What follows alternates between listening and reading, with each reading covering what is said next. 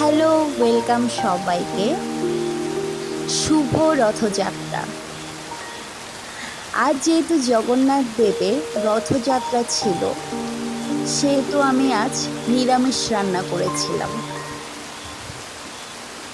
রথযাত্রার দিন সকলেরই নিরামিষ খাওয়া উচিত, তাহলে জগন্নাথ দেবের কৃপা থাকে। আমি তো ছোট থেকে এটাই শুনেছিলাম, তাই বরাবরই এটি পালন করি। খাওয়া দাওয়া করার আগে আমি পূজা অর্চনা করে নিয়েছিলাম জগন্নাথ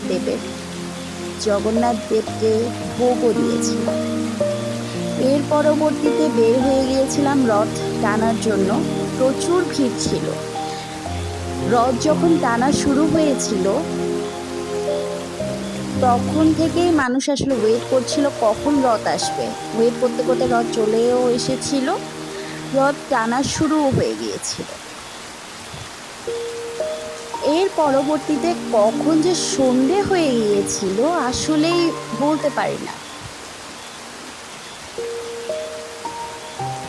ওয়েট করছিলাম কখন প্রবর্তকের রথটা আসবে। ওয়েট করতে করতে চলেই এসেছিল, যেটা আমার উদ্দেশ্য ছিল আমি প্রভু জগন্নাথের প্রবর্তকের রথটা টানব।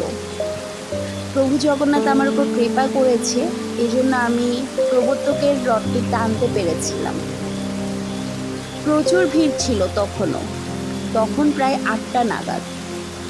এত ভিড় ছিল, মানুষ ওয়েট করছিল একটু প্রসাদ পাওয়ার জন্য, অনেক ট্রাই করছিল, আসলে সেটা পসিবল হচ্ছিল না, এত ভিড় ছিল।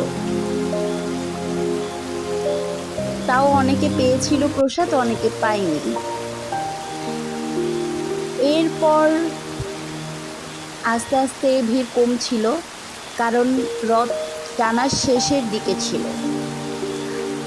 আমার দিনটি তো খুবই ভালো কেটেছিল। সবাইকে নমস্কার জানাই। জয় জগন্নাথ। জগন্নাথ প্রভু সবাইকে কৃপা করুক। টাটা।